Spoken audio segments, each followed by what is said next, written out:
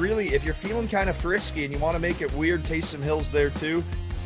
You know, nothing wrong with opening the Chardonnay with a Swiss Army knife in Taysom Hill and making it a little red panty night here on Monkey Knife Fight with the touchdown. What's going on, folks, and welcome into Monkey Knife Fight's preview show for Thursday Night Football. Jim Coventry is back. Jim, we have another terrible game for Thursday night. Man, the injuries, I mean, not just that our team's bad. No Marquise Brown, James Conner's game time decision. The left guard in the center for the Cardinals out. The Saints, Michael Thomas, Jarvis Landry, Marshawn Lattimore, their left guard is out. We don't even know definitively who the starting quarterback is. We think it's Dalton. Let's roll with it. Yeah, I guess, like, hey, it's the red rifle, baby. Primetime red rifle. Who doesn't love it? Throw it back. Circus Cincy 2012. Yes, it's the Cardinals, man, and they're just having a lackluster season. I've been watching some Cliff Kingsbury tape this week, and just him. It's the same message to every reporter in a different channel of getting it across, whether it's his body motion or him just being like, "We are not performing, and I don't know why." And Kyler Murray going on and saying, "Hey guys, this is the hardest it's been since my rookie season. Maybe practice, maybe figure something out, Kyler." You know, in Kyler Murray's new contract that he signed over the offseason, and this is true, they had to put in a minimum hours of game tape for him to watch because he was not watching tape previously. And that's not a joke. That's not me attacking Kyler Murray. That is actually reported on and factual. Yeah, no doubt. And I know the league was upset about it. And I know there was a big argument after the fact. And I don't know if that ended up getting taken out of the contract because there was talk about that. But you're right. That's a problem. And man, I mean, we understand we have great football players, but if you're not studying the film, you're not going to see the nuances that are coming at you. It hasn't been good. And it's very clear between the offensive play calling. I think Cliff needs to watch more film, but that's another story. But there's a disconnect here. And the offense is so predictable and they don't take advantage of their weapons. And now we try to break this game down.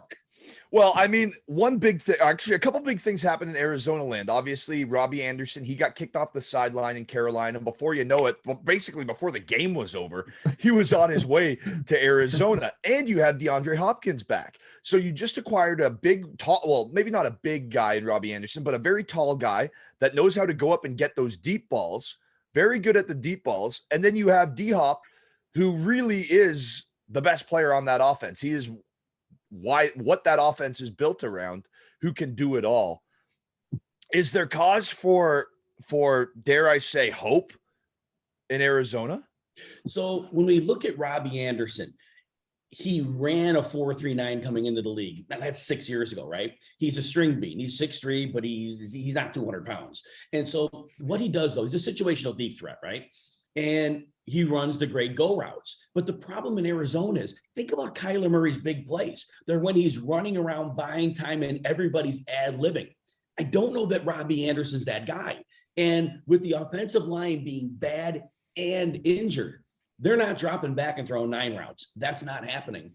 And we often think when we move a receiver to a new team, it'll work out. Think about when OBJ went to the Rams last year. It took him 6 or 7 weeks, aside from red zone looks, to be a real factor in that offense. You Look have at Allen Robinson right now. Oh my God. Right. And right. We're not even right. Because Robinson, he may not be as bad as we're thinking. It may be an acclimation period. Right. And so Anderson, I'm worried about that. Now you mentioned the return of DeAndre Hopkins. Just remember last year, and this is mostly before he got hurt, he averaged 4.2 receptions and 57 yards last year. That was it. He had no 90-yard games. His only heavy target game was after he came back from the injuries, like in week 13 or 14. But he was a player that was beginning to show signs of decline last year. Wow. You just made me so excited. Folks, if you're starting Kyler Murray at quarterback, Jim basically just told you to bench him. Find a new fantasy quarterback this week, and let's get into it on Monkey Knife Fight. 245.5 yards. Kyler Murray, it's just, I haven't seen, like, he rushed for 100 yards last week, and you said it, the O-line is lack thereof an O-line realistically in Arizona at the moment. And he's going to be running for his life. The Saints have a great pass rush. Their defense has really been their pride the last few years. That and Taysom Hill and the switch army knife that he is. But I'm going less with Kyler Murray. I think he's going to run for a lot, and I think he's going to be running around like a chicken with his head cut off well, I guess a cardinal with its head cut off for the better part of this game. So great line. So yeah, you're right on all counts here. Now the misnomer though, Connor, on the Saints is since last year, they're a bottom 10 pressure rate team. They have Cam Jordan. They have name players, but they have not consistently brought pressure for a year and a half. Now, I agree. I know where you're going just because you're right, because they know they're going to be able to blitz this game, because I think they're going to be happy doing that. Lattimore is out there, their best corner. And I think the best way they're going to attack that line is by bringing an extra body, making Kyler uncomfortable. So I think you're spot on with that call. And I think the way the offense is struggling right now, they're not playing reactionary well. And when they do see some extra pressure, he is not going to react well. He doesn't have the weapons to handle that. And I agree with you. He's going under the posted. He's going less than the number of yardage that he's called for in this game. Now, Andy Dalton is interesting because when he got his first start for the Saints, I was one of those guys who obviously works in this industry, and I was all over his line. It was like 203 yards or something. And then with the Chicago Bears and their lack of skill players last year, he averaged 250 passing yards. Now, lately, Andy Dalton hasn't gotten close to 200 yards the last couple of weeks. I guess with the Taysom Hill emergence, I mean, it's not even that Taysom Hill's getting less than 10 snaps a game, but he's now instead of getting 3 or 4, he's getting 5 to 8. And it really is making a difference because he's getting huge chunk plays. And that's realistically what's pushing the Saints downfield. It isn't their aerial attack. And as you said, Jim, they have no receivers. Is Olave playing? Is he back? Yes. So at least Olave's back in the lineup. What a standout stud that rookie is. So they have their what has become their top target. But outside of that, there's zero depth around them. I don't see Andy Dalton getting 200 yards. Yeah, his path is interesting because what we learned when Olave had to play that game in Minnesota, against Minnesota in England, we thought Olave was going to be a deep threat in the NFL. In that game, they were missing players. He was running routes at all levels of the field, short, intermediate, and he was winning. We learned in that game, as you're intimating, Connor, that he's a stud. He can run all the routes, and Andy Dalton will throw to him everywhere. So that helps. But like you're saying, we have Marquez Callaway and Traquan Smith in the mix. And that's going to be problematic. They both can make plays on occasion, but a consistent part of an offense, maybe not so much. The Cardinals, as bad as we see them as a defense, they have held receivers to the 7th fewest yards per game. Here's the key. It's Alvin Kamara. And the Cardinals are going to blitz. That's a way of life for them. Against the blitz, how do you beat them? Screens to your running back. And with Andy Dalton in, we have seen the yardage for Kamara and the targets jump drastically. Winston was not going to throw the ball consistently to him. Dalton will. Kamara could have a huge game in the receiving game. He could put up over 100 receiving yards here. If he does that, that's Dalton's path to more. It's hard to predict Kamara's going to get 100 yards through the air because that's a big number. So I'm probably with you on the fact less on Andy Dalton. Yeah, I guess you're right, because when they took on the Seahawks, Dalton only threw for 187, but the Seahawks have one of the worst rush defenses in the league. Last week when they took on the Bengals, 162, in what was a bit of a revenge game, right? I mean, not really a revenge game. It's been like 5 years, but it's all Dalton's old team. You know, you want to show up.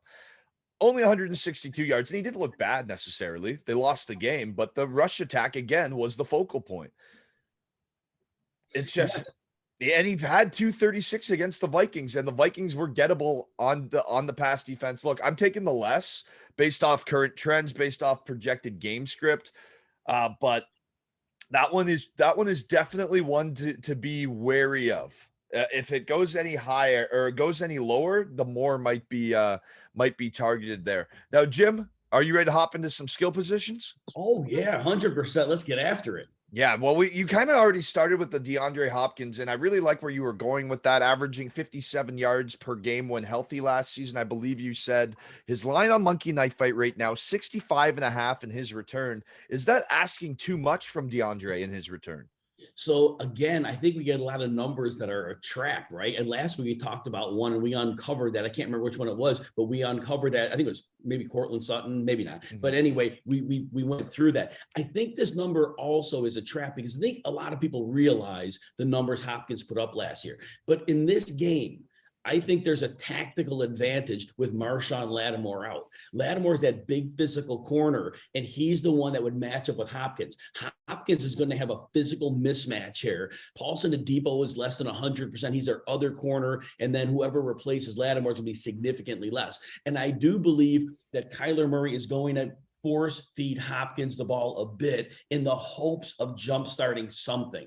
I think volume gets him over that. Now, the Saints have given him at least 70 yards to 7 different receivers in 6 games, and they give up the 3rd most receiving yards in the whole NFL to receivers. So they've been very vulnerable, and that's been a lot of games with Lattimore. So I do think the one player who gets going here is Hopkins. Despite last year, he'll be fresh. That's the best thing we have going for him right now. If he is a little on the downhill turn of his career, I think in this week, we're not going to see that. And with the lack of pass protection, I think, again, it's going to be a lot of quick hitters, in breakers, and I think they pile up. I think he gets 10 catches. It might be 85 yards, but that gets him more. Yeah, I mean, what a great breakdown that is. I was leaning but towards the more going in, and then with your 57 ramble that you had there, I was kind of like, whoa, hold up there, Jim. But yeah, I feel like DeAndre Hopkins has to be effective, right? Because we haven't seen any sort of spark from this Cardinals offense. I guess Dortch did his thing in the first couple weeks and looked great, but it's not the same quality of player. Not a knock on Dortch. It's just DeAndre Hopkins is a player that can break a game. He can go up and get the ball in the red zone. And, you know, for a team that's really been struggling to score, mind you, Arizona's 1 touchdown last week was not produced by their offense against one of the league's worst defenses in the Seattle Seahawks. They couldn't score a touchdown. And they missed the convert, which is just kind of funny. That's like Chicago Bears funny level of funny. But my point is, D-Hop will be the focal point of their attack, especially with James Conner banged up.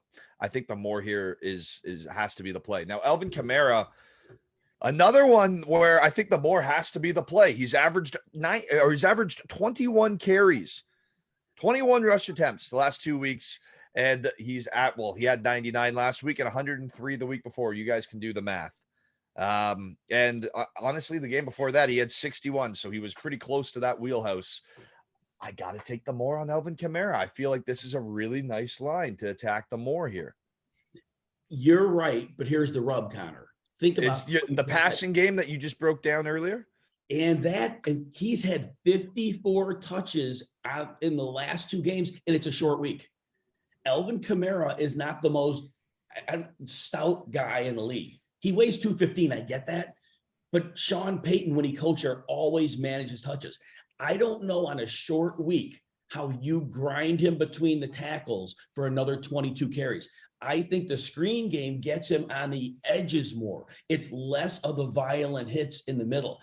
I think they're going to go in with the mindset, we can't bash him in the line.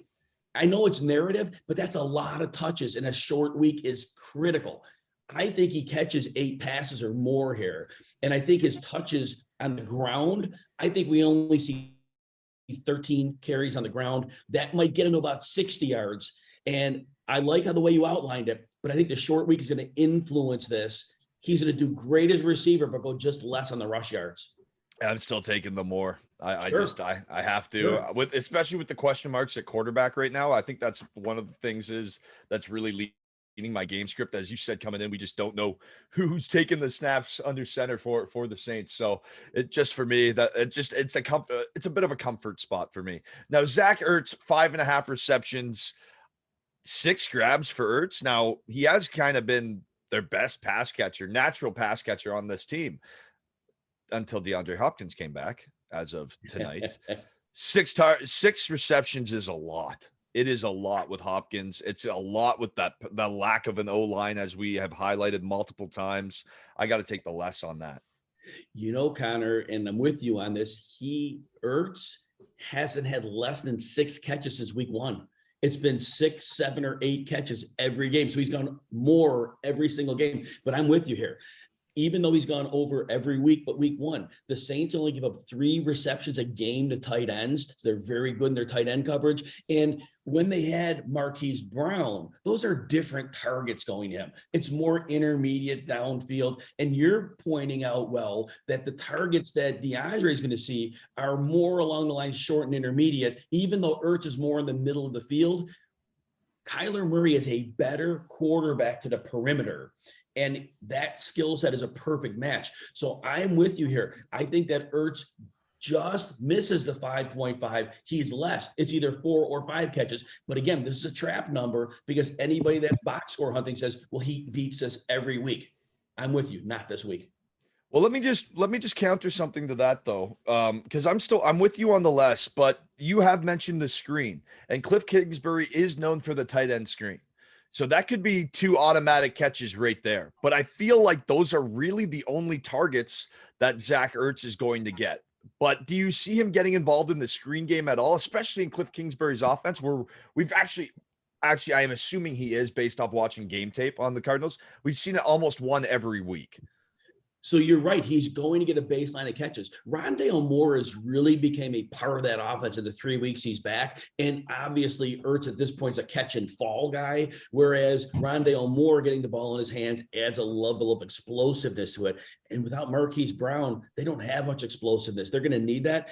You're right. They're going to throw a couple screens to Ertz, but I don't think he gets over the catch total because, again, it's pretty much 6 a game. Hopkins is definitely eating into that total because it's that area of the field where Kyler wants to throw to his best option, and now that's no longer Ertz in that area. It's going to be Hopkins. Yeah, you never know. Remember, they also have Robbie Anderson breaking down the sidelines if he can get open on one of those scrambles. Last but not least, for the skill positions, Chris Olave. He's back from injury, 65.5 yards. He's going to be the go-to guy for the Saints in the passing game. Outside of Alvin Kamara. I got your back there, Jim. I think I'm going to have to take the more here just based off the lack of other targets. And I'm also not convinced on this Cardinals secondary. The Cardinals amazingly have given up the 8th fewest yards to wide receivers this year, and they shut down Tyler Lockett and DK Metcalf last week. But this all said, Chris Olave is really the only game in town at receiver there right now. Andy Dalton, if he can do one thing, he can get the ball to his alpha receiver, especially when there's no competition. I mentioned earlier in the show, we learned in that Minnesota game played in London that Olave will win in all areas of the field and Dalton will look for him.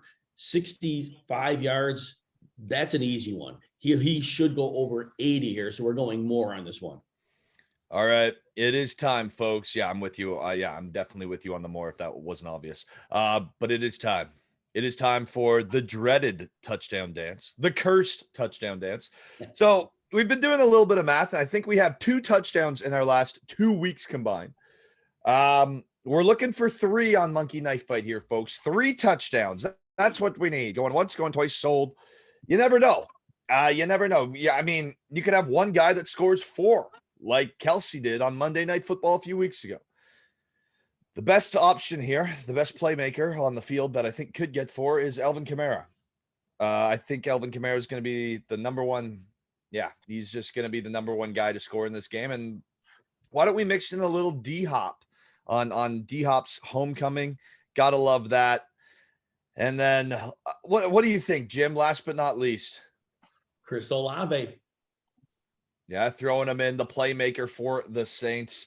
I mean, that's just a really solid touchdown dance. And if you're feeling kind of frisky and you want to make it weird, Taysom Hill's there too. Nothing wrong with opening the Chardonnay with a Swiss Army knife in Taysom Hill and making it a little red panty night here on Monkey Knife Fight with the touchdown dance. Jim, what are your projections for this game? Who wins Thursday Night Football? Will it be entertaining or will I be falling asleep by 7 p.m.? Oh, I guess, the game doesn't start till 8. So 9 p.m. I think there are enough injuries that this game becomes entertaining in some ways, actually, because I think there's opportunities for the ball to get moved. Not a super high scoring game. Look, the Cards are horrible, right? The Saints are resourceful. So I think the Saints pulled this one out 24-17. They're getting 2 points. Taking them in the money line, I think that's smart. And a bet I like here is the Cardinals individual team total is 23.5. Oh, we're going under on that one. Oh, I like it. Yeah, this is just to me is an under worth investing into, no matter what it is. It could be 20. I have zero faith in the Cardinals offense unless DeAndre Hopkins proves me wrong tonight, but still then zero faith.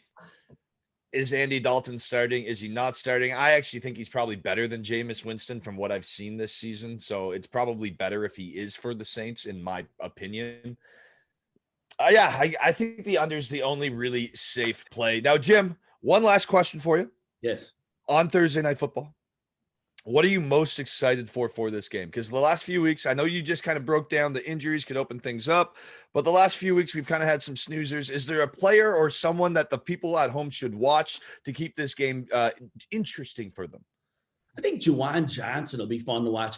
Adam Troutman is out. They've been splitting reps and snaps. Juwan Johnson's actually a supersized wide receiver. And I think in the middle of the field, he can have a lot of success against this Cardinals defense. And Dalton likes the middle of the field. So I think he'll be a fun player to watch. And he could be a sneaky one if you're betting player props going the over. His yardage is low. I believe it's like 20. You can go over on that. I think you'll do real well.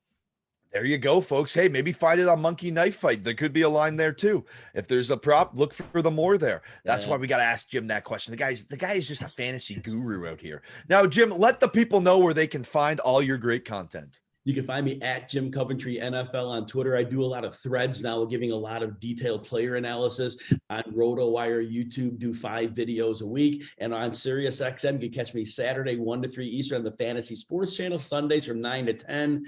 Look forward to seeing everybody out there. All right, folks, that's the man, Jim Coventry. I'm Connor Rowntree. Make sure you enjoy Thursday Night Football, or try to.